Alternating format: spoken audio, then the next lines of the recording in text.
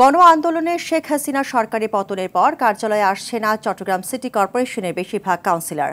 ফলে কার্যত থমকে গেছে জনপ্রতিনিধিদের কার্যক্রম। এতে জন্ম নিবন্ধন ও জাতীয়তা সনদ সহ বিভিন্ন প্রয়োজনীয় সেবা থেকে বঞ্চিত হচ্ছে নগরবাসী।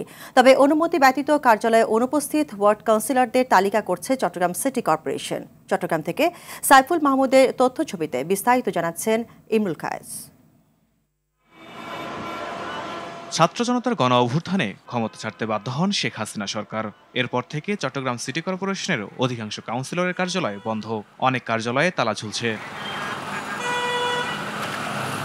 নগরীর ৪১টি ওয়ার্ডের ৩৭টিতেই অফিস করছে না চট্টগ্রাম সিটি কর্পোরেশনের কাউন্সিলররা। যে ২-৪ জন অফিস করছেন তারাও অনিয়মিত। অভিযোগ আছে, কাউন্সিলরদের বিরুদ্ধে সম্প্রতি মামলা হওয়ায় অনেকেই আত্মগোপনে রয়েছেন। অনেকে নিরাপত্তার অভাবে কাউন্সিলর কার্যালয়ে আসছেন না। এতে জাতীয়তা, জন্ম ও মৃত্যু সনদ সহ অন্তত ১৭ ধরনের সেবা বঞ্চিত হচ্ছে নগরবাসী। সব রকমের সেবা যেগুলা সরকারি কার্যক্রমে প্রয়োজন হয় ওই সেবাগুলো সবগুলো বন্ধ বর্তমানে। বেসিক্যালি জন্ম নিবন্ধন, মৃত্যু সনদ এবং সিটি কর্পোরেশনের যে সুযোগ সুবিধাগুলো, জনগণের সুযোগ সুবিধা, ওইগুলো আমরা পাচ্ছি না। তো এটার থেকে উত্তরণের জন্য সরকারের দৃষ্টি আকর্ষণ করছি আমরা। ৫ তারিখের পর থেকে যে সিটি কর্পোরেশনের মেয়র অথবা কাউন্সিলর এরা যে বসতেছে না, এটা থেকে তো আমরা অনেকগুলো ক্ষতিগ্রস্ত হইতেছি।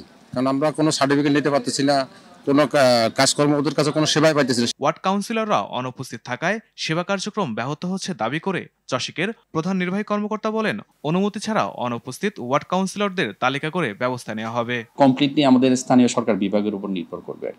ওনাদেরকে আমরা জানিয়েছি যে আমাদের সরাসরি নাগরিক সেবা কার্যক্রম যেগুলো জনগণের সাথে সরাসরি সম্পৃক্ত, অনেকগুলো সেবা ইয়াভাবে স্মুথলি দেয়া যাচ্ছে না।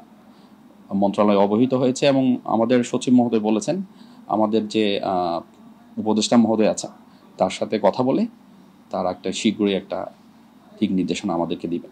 দ্রুত কাউন্সিলর কার্যালয়ের কার্যক্রম সচল করে জনভোগান্তি কমানোর দাবি নগরবাসীর। ইমরুল কায়েস, RTV।